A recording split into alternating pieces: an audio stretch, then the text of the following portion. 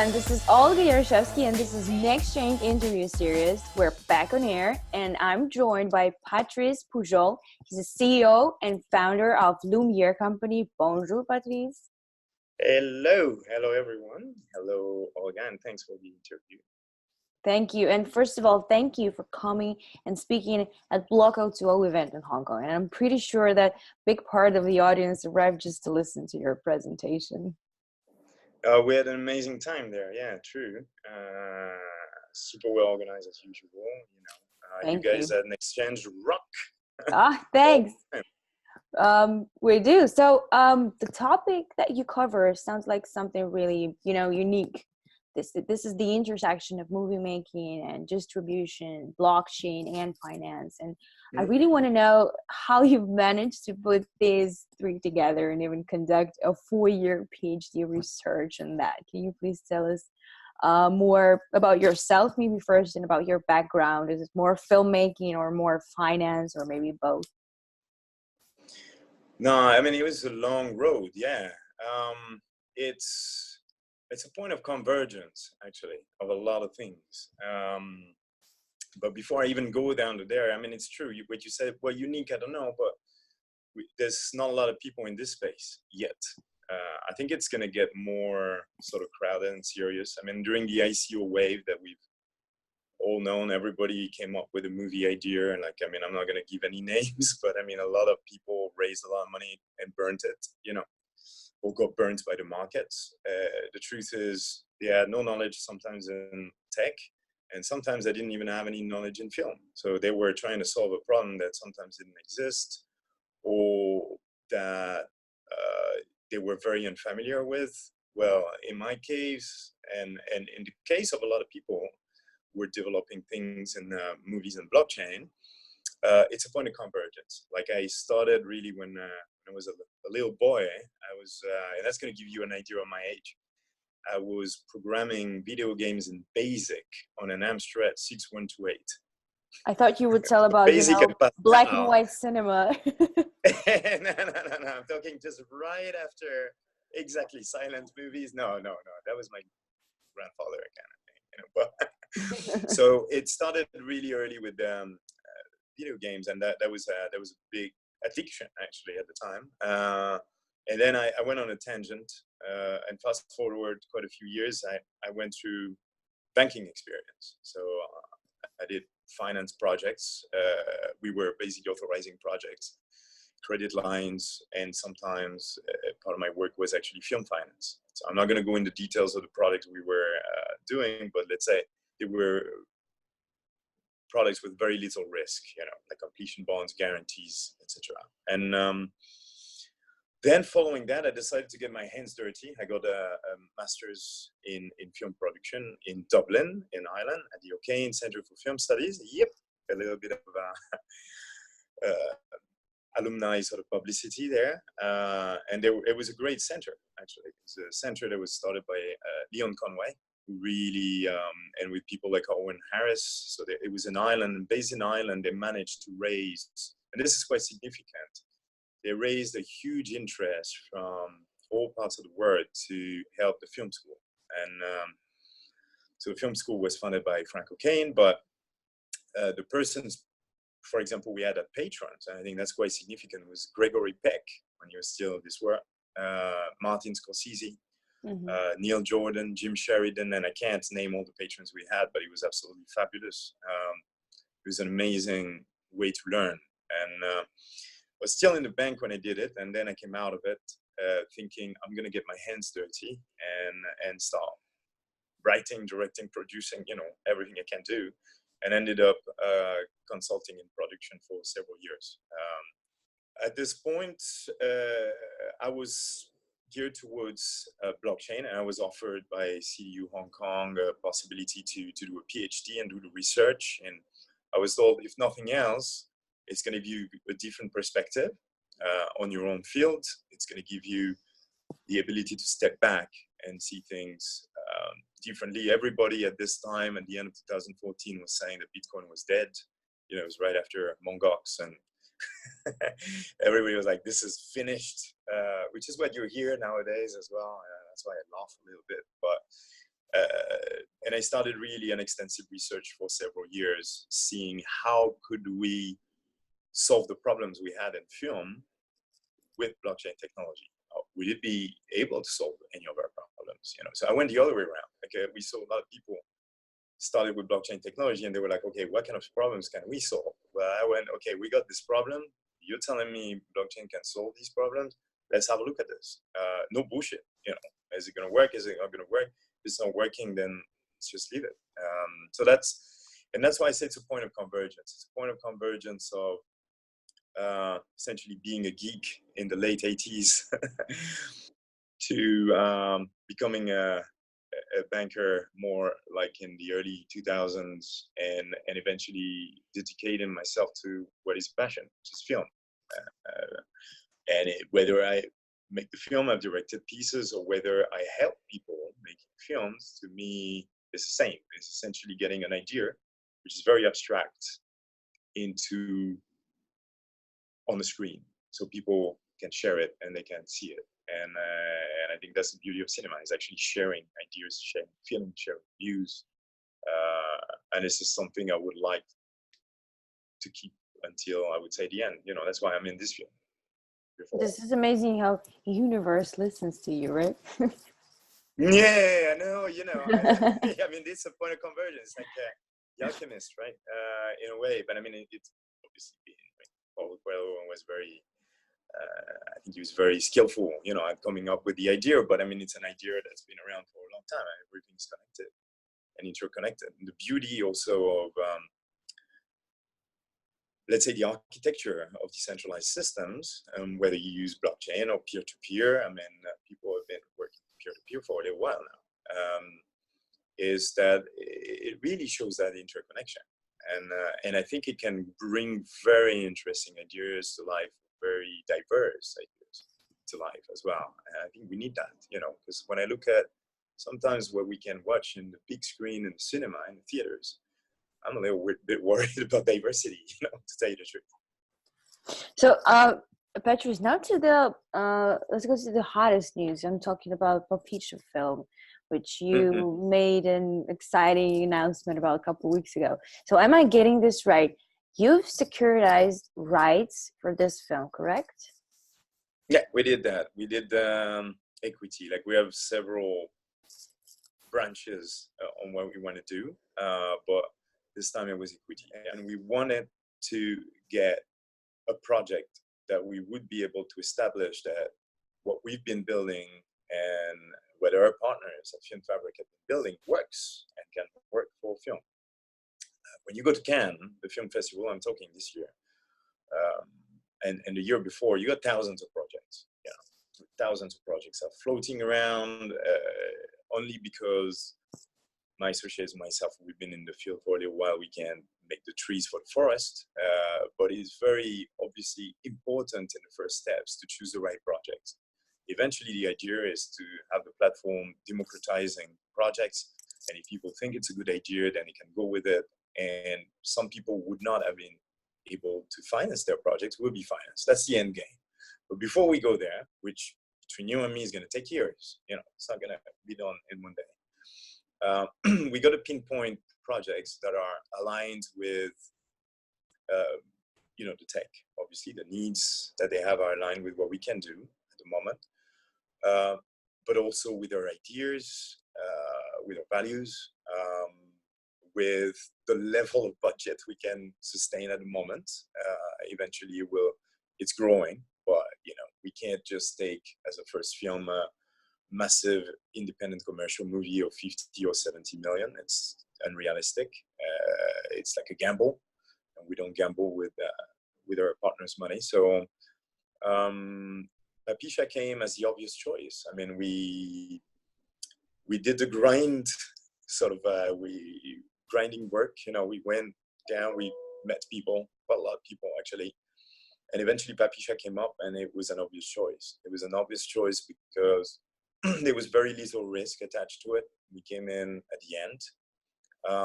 It was an obvious choice because it was a female director who was directing it, and I think what she describes in her film, the expression of her film, the way she did it, is very much in line with what we wanted to defend, which is diversity. So, which is diversity, which is humanity, you could say. I don't want to talk about freedom and all this because it's very relative, but humanity, and that's why we chose it. And we said, wow. And obviously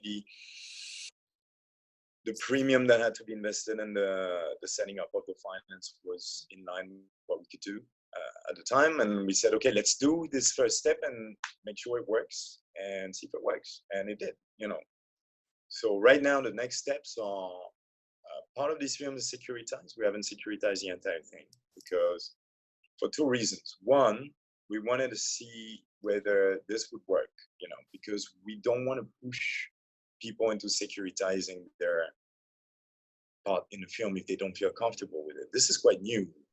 And sometimes people who are in the film are not necessarily allowed legally to even invest that way in a film, right? They're not going to be able to trade their share back in the film on a platform, for example. Like if they're in the US, it's a very stringent regulation at the moment, which is changing. So tomorrow could be different. So we didn't want anybody to be disappointed. So we just essentially set this up with people who could do it. And we didn't want to force anybody because we think it's actually contrary to any adoption principles. I mean, if you force people, you're going to invite a counter reaction, right? I'm not going to do the Tai Chi sort of type thing, but it is true. You invite, you don't want to force people into it. So they go into it when they're ready. And the truth is, with Papisha Imogen, we had no idea at the time it was going to go for the Oscar race. It's been nominated by Algeria for the Oscars now. It hasn't been shortlisted yet, so we don't know what's going to happen. Winning the Oscars is, I think once you get into the Oscar nomination, whether you win or not is irrelevant. It's almost like a lottery ticket at this point.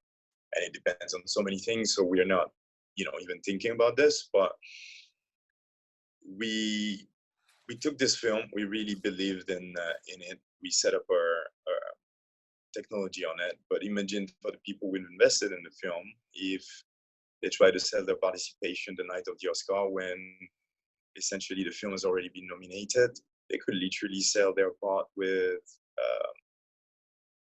a profit in the film before even. So this is pretty much how it works. They bought these tokens at the early stage when the film, do this. Right, and then you can sell it anytime. And then you can actually sell in a profit. Let me tell you that on average, independent films, which is what Papisha is an independent film, make on average across the board, they make 40% of their money back, which means you lose as an investor 60%.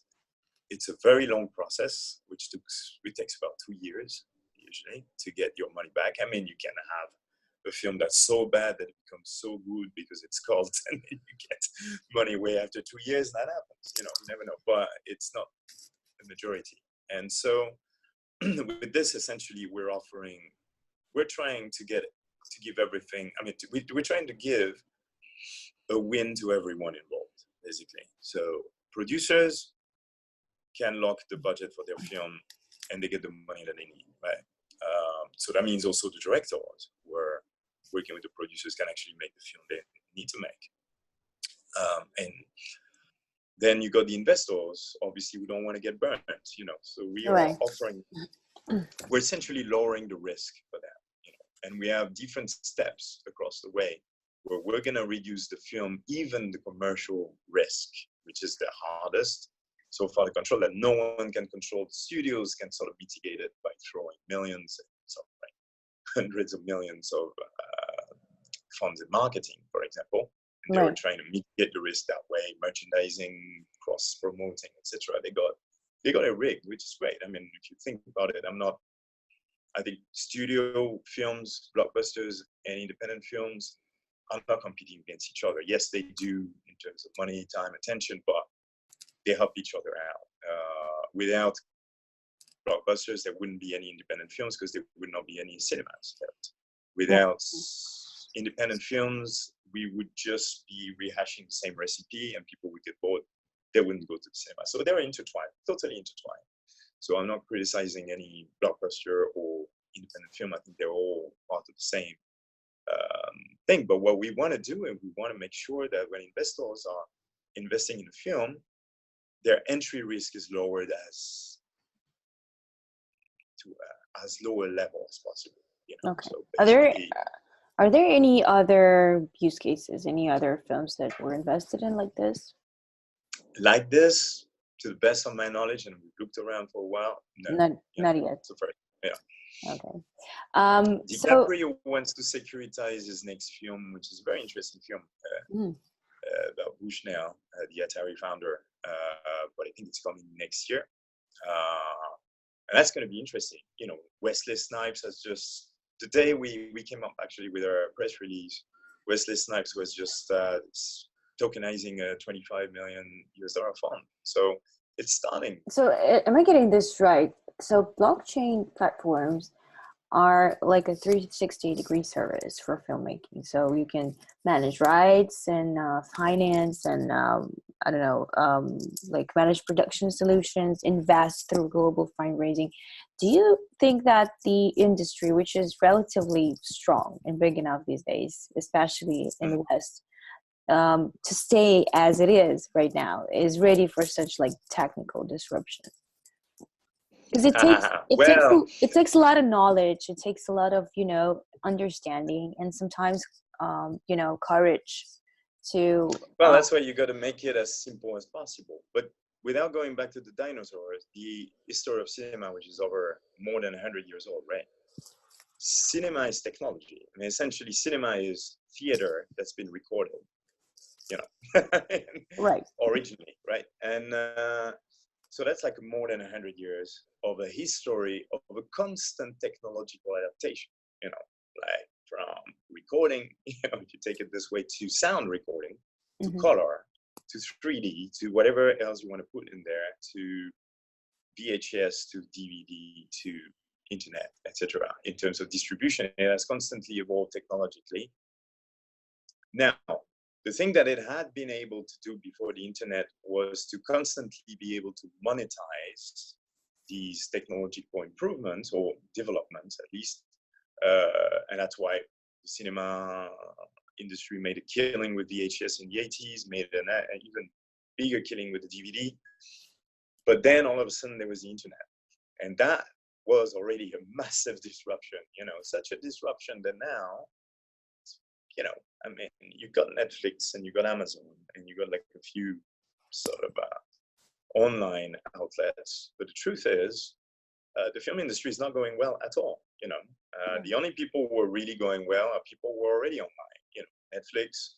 And even that's shaky because they really depend on their content. The minute their content is going to go lower grade, nobody will want to pay a subscription. They will be gone, Amazon is different. Alibaba are different because they have a cash cow backing them up, which is e-trading, right? E-commerce, So that's a very different case. And I think that's why I look at Alibaba, I look at Amazon as being, they're not making much noise. I mean, okay, you got Amazon Prime, etc., but they're not as proactive as Netflix because they don't need to be. But eventually they will be the ones who are going to be there, And I actually, if you look at Amazon, unless something really bad happens, they would have, and they already have, more power than studios. And they're going to be the ones, essentially, with Alibaba, with Tencent, if you look at big corporations who are going to take it a step further. Facebook is trying as well. So in terms of disruption, forget about blockchain. I mean, this is already a massively disrupted system, And the studios are finding it hard, some of them, to even, look at the amount of consolidation there was. AOL, Warner. Disney is probably the only one. Not the only one, but the strongest one because they have all the IP, the franchise, the merchandising. They get revenues right, left, and center, leisure parks. Warner does have some sort of cross-promotion, cross-sell. Obviously, Sony, but it's not heydays, to be honest with you. And think about then the independence, because we're just talking about the studios, but the independence is even worse. I mean, if you try to raise money now as an independent for a movie and you haven't done anything before, forget it. I mean, either you got rich family or friends who can help you out, or you will have a really hard time being able to put money together. On top of it, that's another point of convergence. Governments are starting to find it hard to finance culture and movies, and there are talks, and in certain countries, I'm not going to name the countries, but there's been drastic reductions in budgets for movies or entertainment in general, culture. Some countries continue, but this is money that was available that's no longer available for independent filmmakers. So now it's, if you take the independent filmmaking, I would say, activity, it's not going well, actually, not at all, actually, and everybody relies on Netflix, essentially, to try and funnel all these productions. And now Netflix obviously have to be more drastic on their cost, and they're actually lowered down the amount of money they used to give, like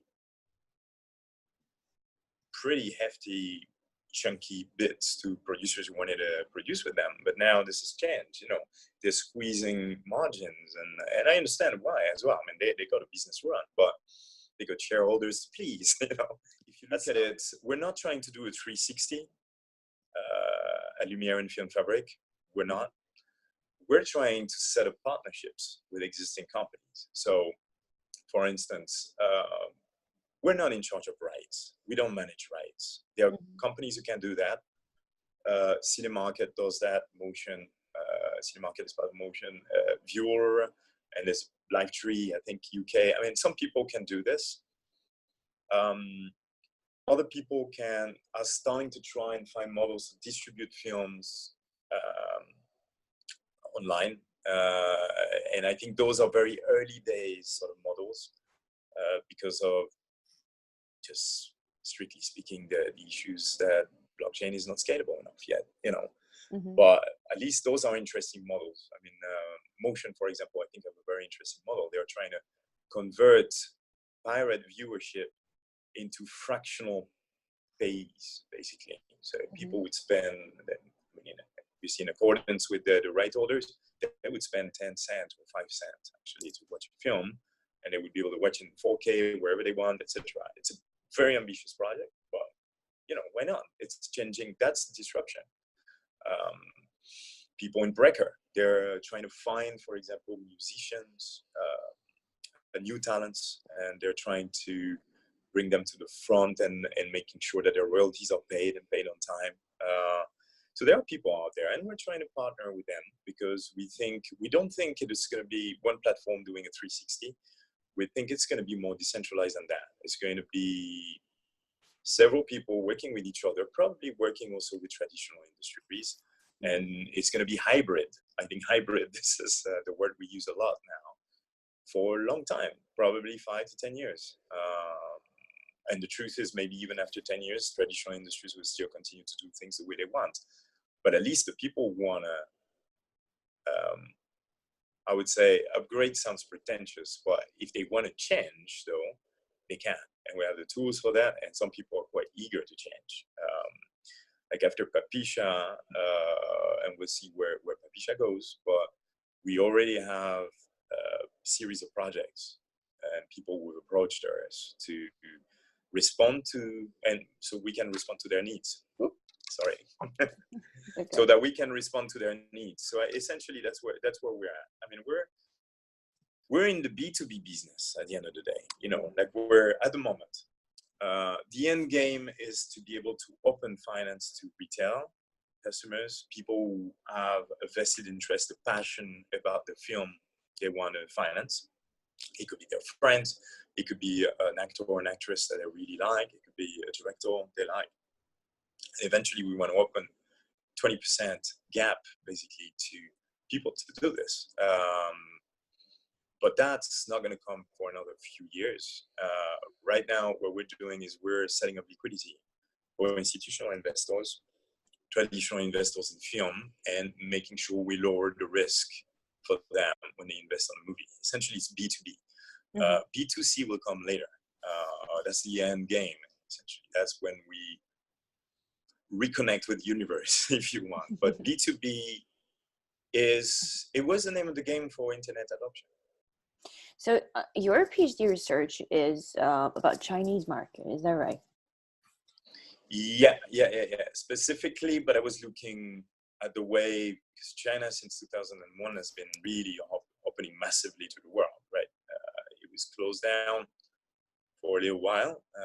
In a way, I mean, if you want, I can come back on this, why this is different from the internet, in the sense that China, and to that extent, Russia didn't have much say in the way the internet was developed. You know, if you look, none of the domains are in Cyrillic at the beginning. None of the domains are in Chinese characters, right?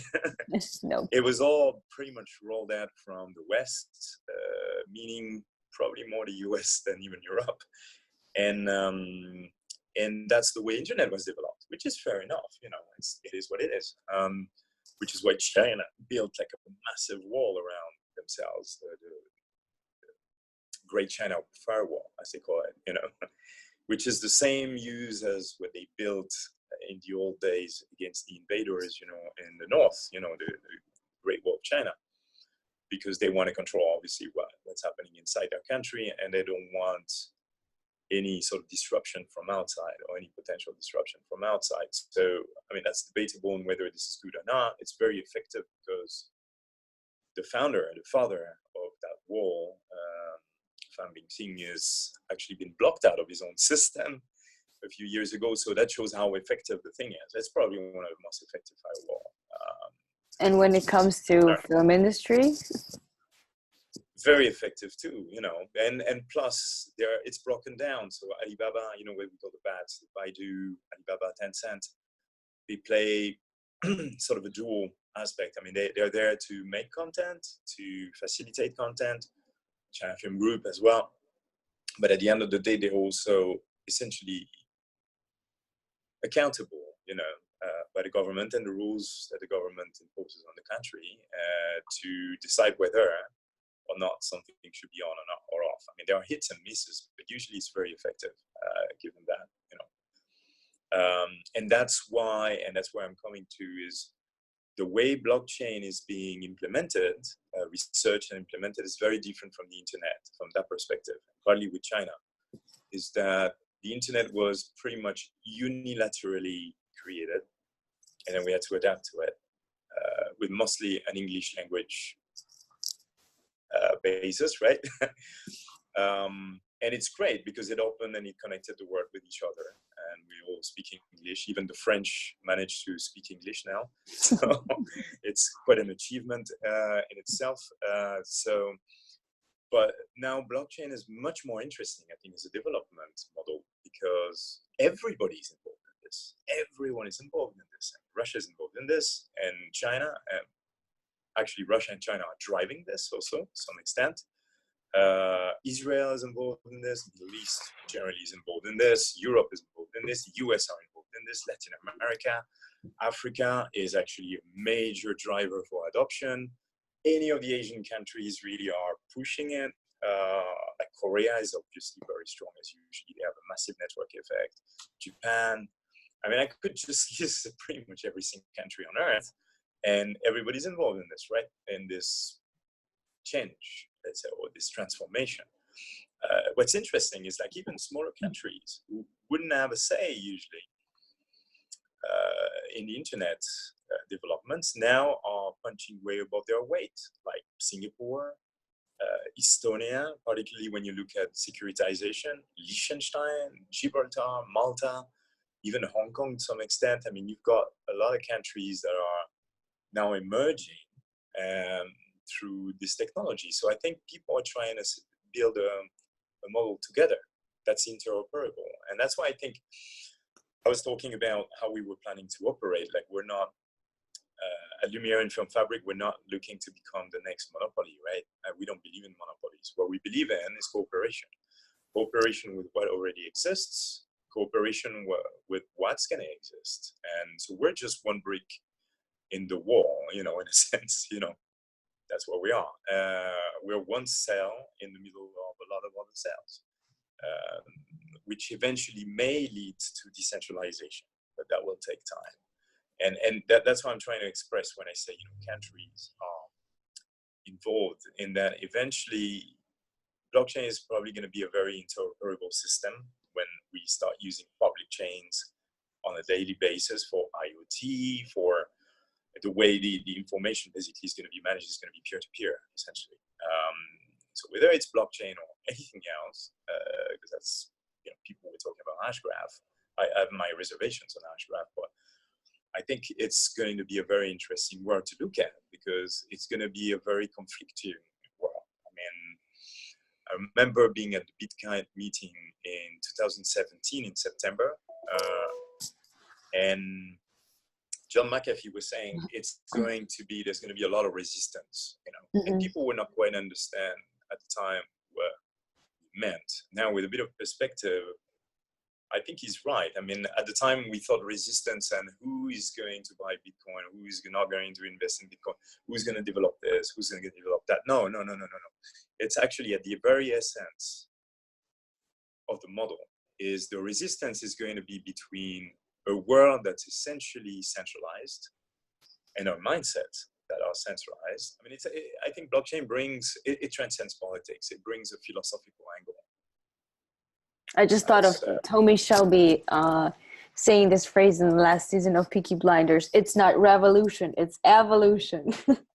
Exactly, you got it. Yeah. Can I steal that from you in a presentation? I'll quote Be you my on guest. this. I'd say not me, Tommy Shelby. But yeah, I know. No, but it is evolution. Yeah, I think so. And it's irremediable. It's like how we manage this, and I think we should manage it smoothly. I mean, nobody wants to go head to head, government versus corporations versus society. And this is happening in a lot of countries. If you look in France, the yellow jackets or the yellow vests, I mean, that's the symptom of this imbalance, and everybody's trying to find a solution, but everybody's in an aquarium trying to find a way to the ocean, put it this way. If I can put it as a metaphor, that's what it is. Whereas what this Cuban filmmaker and director Eduardo Lamora was talking about, he said, forget about the fish tank, just go. We got to find the ocean right now. This is it. And I think, maybe blockchain technology, at least in terms of reflection, it might not be the ideal system, might be a conduit from the fish tank to the ocean. That's the way I see it. That's very good metaphor. Okay, Patrice, thank you so much. We have to wrap it up. And I wish you good luck, and know that you're sitting on a big road show, a big journey, right? And I wish you good luck. I hope to see you soon. Yeah. And good luck with Lumière and evolutionizing the world. Yeah, exactly. Well, blockchainizing first. Hopefully, that works. Like we're not creating an awful system, even more ugly than the one that already exists. I hope so. So we have to be very careful about that. And that's why I think, collaboration between countries, between people, I don't like the term education, but more sharing information and just be genuine about things. Something doesn't work, don't let it work. I mean, but just, I believe a lot in this. And I think that's probably a way to salvation, to tell you the truth. That's it. Okay. Thanks much. Okay.